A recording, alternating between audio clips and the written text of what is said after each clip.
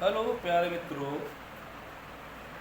आज हम केमिस्ट्री के एक इम्पोर्टेंट टॉपिक पर विचार करते हैं जिसका नाम है एटम। एटम क्या होता है ये मालूम होना चाहिए। केमिस्ट्री का मेन इम्पोर्टेंट टॉपिक है। देखिए एटम क्या होता है,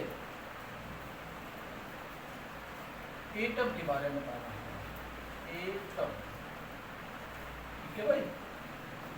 एटम किसी भी पदार्थ का, ध्यान से देखिए, एटम किसी भी पदार्थ का, पदार्थ मतलब मैटर, किसी भी पदार्थ का वह छोटे से छोटा कण है, यानी बहुत छोटा कण, छोटे से छोटा कण है जो पुनः विभाजित नहीं किया जा सकता है, जो पुनः विभाजित नहीं किया जा सकता है,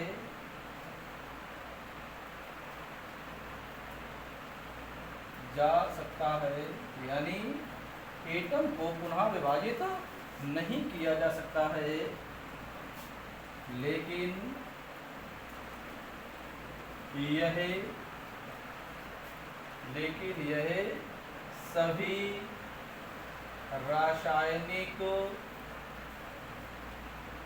अभिक्रियाओं में, रासायनिक अभिक्रियाओं में भाग लेता है। क्या कहलाता है? एटम कहलाता है। यानी एटम किसी भी पदार्थ का वह माइन्यूट माने सबसे छोटा कण है जिसको पुनः विभाजित नहीं किया जा सकता है, लेकिन यह सभी केमिकल रिएक्शन में भाग लेता है, इसलिए इसको हम एटम कहते हैं।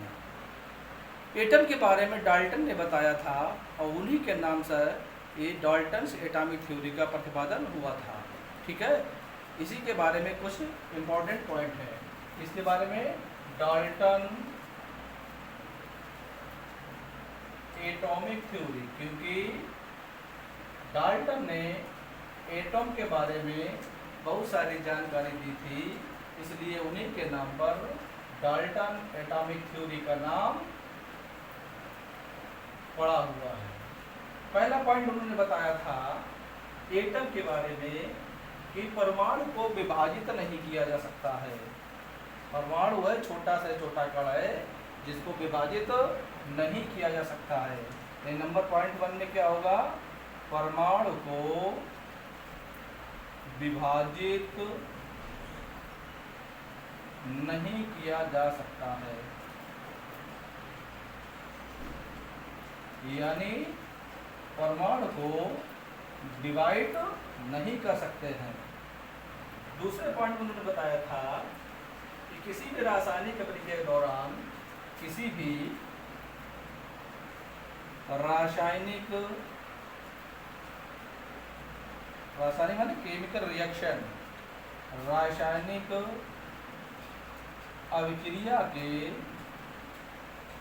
दौरान ना तो एटम को, एटम माने परमाणु, एटम को उत्पन्न किया जा सकता है, यानी एटम को ना तो उत्पन्न किया जा सकता है और ना ही इसको नष्ट किया जा सकता है। एटम को ना तो उत्पन्न किया जा सकता है और ना ही नष्ट किया जा सकता है, किया जा सकता है। यानी किसी भी अभिक्रिया के दौरान एटम को ना तो उत्पन्न कर सकते हैं और ना ही नष्ट कर सकते हैं, क्योंकि ये सभी केमिकल रिएक्शन में पार्टिसिपेट करता है, भाग लेता है। थर्ड पॉइंट उन्होंने बताया था किसी भी रासायनिक क्रिया के दौरान ना तो एटम को उत्पन्न किया जा सकता है और ना ही नष्ट किया जा सकता है। थर्ड पॉइंट है किसी एक ही तत्व के सभी परमाणु क्या बताया था, किसी एक ही तत्व के सभी परमाणु माने एटम, किसी एक ही तत्व के सभी परमाणु आकार, द्रव्यमान आदि के आकार, द्रव्यमान आदि में समान होते हैं। अगर एक ही एलिमेंट का एटम है तो उसका आकार और द्रव्यमान समान होता है, लेकिन अगर दूसरे पदार्थ का एटम है तो उसकी प्रॉपर्टी सारी भिन्न होती है। लेकिन दूसरे तत्व के परमाणु से सारी प्रॉपर्टी भिन्न भिन्न होती है। चौथा पॉइंट इसी के बारे में बताया गया था कि भिन्न भिन्न तत्वों के परमाणु भिन्न भिन्न होते हैं। भिन्न भिन्न तत्वों के परमाणु कैसे होते हैं, भिन्न भिन्न होते हैं। जैसा कि ऊपर भी बताया जा चुका है कि एक ही तत्व के परमाणु है तो आकार और द्रव्यमान समान होते हैं, लेकिन दूसरे तत्व के परमाणु आकार और द्रव्यमान में भिन्न भिन्न होंगे। उसी प्रकार से चौथा पॉइंट बताया गया है कि भिन्न भिन्न तत्वों के परमाणु भी भिन्न भिन्न होते हैं। लास्ट पॉइंट बताया इसका, जिसे हम पांचवा पॉइंट कह सकते हैं। उन्होंने बताया परमाणु आपस में मिलकर संयुक्त परमाणु बनाते हैं। परमाणु एटम आपस में अगर जुड़ जाएंगे, आपस में मिलकर क्या बना देंगे, संयुक्त परमाणु का निर्माण करते हैं। दो जुड़ जाएंगे तो क्या बन जाएगा, कंबाइन एटम बन जाएगा, जिसे मॉलिक्यूल कह सकते हैं। संयुक्त परमाणु का निर्माण करते हैं। यहाँ पर एक बात स्पष्ट कर दूं, नोट करके आप कहीं लिख देना और बता देना है कि सर्वप्रथम परमाणु शब्द का प्रयोग डाल्टन ने किया था। सर्वप्रथम परमाणु शब्द का उपयोग किसने किया था, शब्द का प्रयोग डाल्टन ने किया था। डाल्टन ने किया था, इसीलिए इसे हम डाल्टन थ्योरी भी कहते हैं। लेकिन अगर बात आ जाए अणु शब्द की, अणु शब्द का उपयोग सर्वप्रथम प्रयोग किसने किया था, तो अणु शब्द का प्रयोग किसने किया था, एवोगाड्रो ने। अणु शब्द का सबसे पहले प्रयोग किसने किया था, एवोगाड्रो ने किया था। ध्यान दीजिए, एटम शब्द का प्रयोग डाल्टन ने किया था, लेकिन अणु शब्द का प्रयोग सर्वप्रथम एवोगाड्रो ने किया था। ये पॉइंट याद करने योग्य है। क्या बताया था एटम के बारे में कि एटम किसी भी पदार्थ का वह छोटे से छोटा कण है जो पुनः विभाजित नहीं किया जा सकता है, लेकिन सभी केमिकल रिएक्शन में भाग लेता है। फिर डाल्टन एटॉमिक थ्योरी इसी बेस पर जो है तैयार की गई थी, उसमें बताया गया है कि परमाणु को विभाजित नहीं किया जा सकता है। पहला पॉइंट क्या बताया कि परमाणु को विभाजित नहीं किया जा सकता है। दूसरे पॉइंट बताया है किसी भी रासायनिक, कोई भी रासायनिक क्रिया हो, लेकिन एटम को ना तो उत्पन्न किया जा सकता है और ना ही एटम को नष्ट किया जा सकता है। थर्ड पॉइंट है किसी एक ही तत्व के सभी परमाणु द्रव्यमान में समान होते हैं, आकार और द्रव्यमान में समान होते हैं, लेकिन दूसरे तत्व के परमाणु से भिन्न भिन्न होते हैं। नंबर थर्ड है भिन्न भिन्न तत्वों के परमाणु भिन्न भिन्न होते हैं। परमाणु आपस में मिलकर संयुक्त परमाणु का निर्माण करते हैं। और लास्ट पॉइंट है कि सर्वप्रथम परमाणु शब्द का प्रयोग डाल्टन ने किया था, लेकिन अणु शब्द का प्रयोग किसने किया था, डाल्टन के अलावा एवोगाड्रो ने किया था। अब देखिए ये थ्योरी कहलाई थी आपकी, एवोगाड्रो ने किया था परमाणु का, और एटम का उपयोग किसने किया था? डाल्टन ने किया था। अब देखिए कोई भी थ्योरी जब प्रतिपादित होती है तो उसके कुछ ना कुछ कमियां होती है, ड्रॉबैक होते हैं, लोग कमी ज़्यादा ढूंढते हैं, तो इसकी भी कमी कुछ ना कुछ होगी। एटम के बारे में जो बात की गई है इसमें भी कोई ना कोई कमी अवश्य होगी जाके, तो कमी बतानी है कि क्या कमी रह गई थी डाल्टन एटॉमिक थ्योरी में, जिसके कारण अन्य थ्योरीज का प्रतिपादन किया गया था।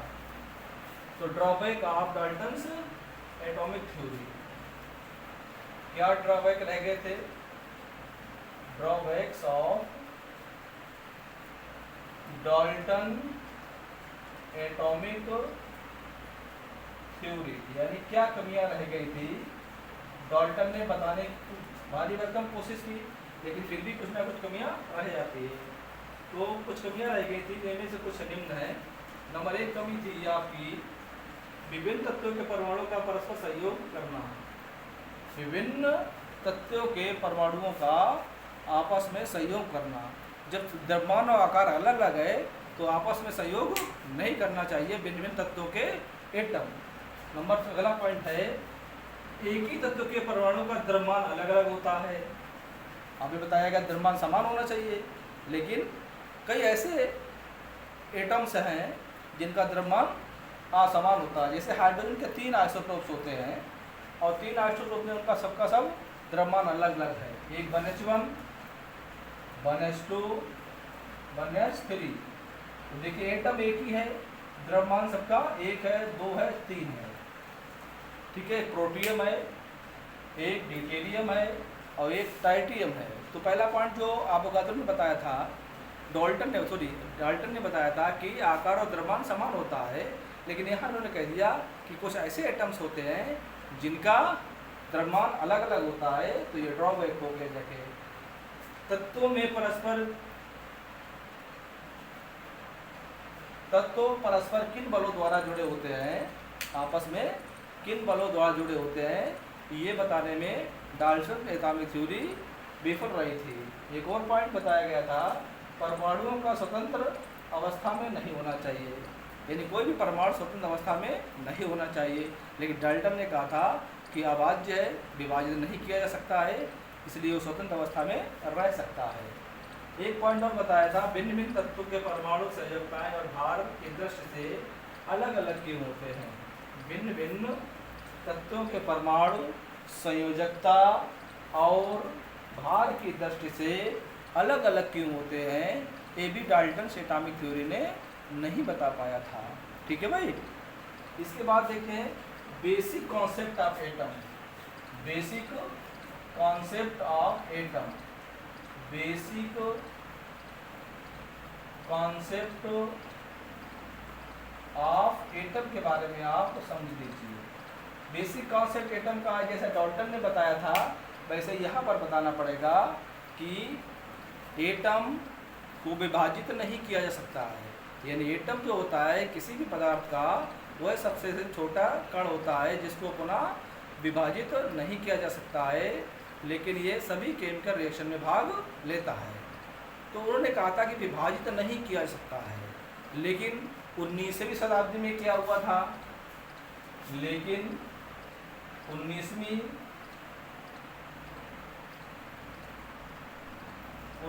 शताब्दी तक एटम को बताया गया था कि ये विभाजित नहीं हो सकता है। 19वीं शताब्दी तक जितने वैज्ञानिकों ने एटम पर काम किया था उन्होंने बताया था कि एटम को विभाजित नहीं किया जा सकता है, लेकिन 20वीं शताब्दी जैसे ही लगी, लेकिन 20वीं शताब्दी में क्या हुआ भाई देखिए, लेकिन 20वीं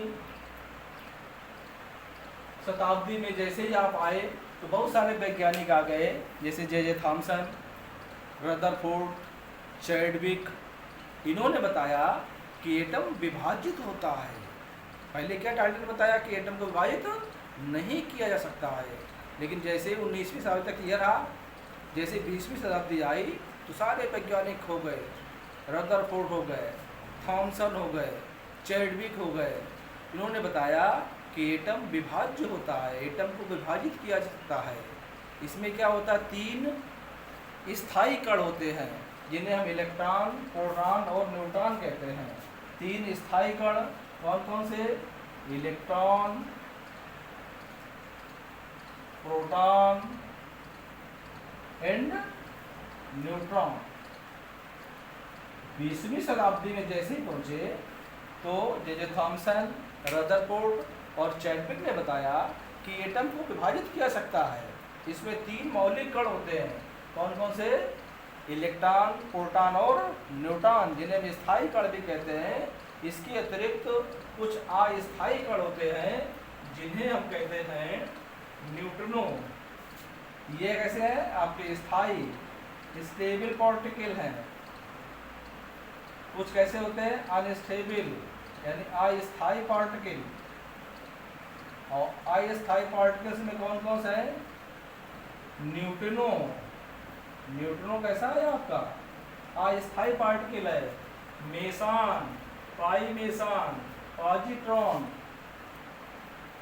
पॉजिट्रॉन भी हमारा जो है अस्थायी पार्टिकल है। इसके अतिरिक्त आपका anti neutrino, meson, anti neutrino,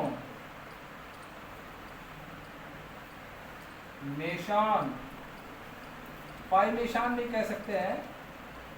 ये कैसे है? आपके एटम है जो विभाजित किया गया एटम, उसको 2 भागों में विभाजित किया गया है। एक होते हैं मूल कण जिन्हें हम फंडामेंटल पार्टिकल कहते हैं, उसमें इलेक्ट्रॉन, प्रोटॉन और न्यूट्रॉन होते हैं। कुछ अस्थायी पार्टिकल होते हैं जिन्हें हम क्या कह सकते हैं? Neutrino, positron, anti neutrino, mason और पाई मेसन। इस तरह से 20वीं शताब्दी में बताया गया था कि एटम को विभाजित किया जा सकता है। तो एटम के 3 मूल कण होते हैं जिन्हें हम फंडामेंटल पार्टिकल कहते हैं। वो इलेक्ट्रॉन, प्रोटॉन और न्यूट्रॉन होते हैं। इसके अतिरिक्त कुछ अनस्टेबल पार्टिकल होते हैं जिन्हें हम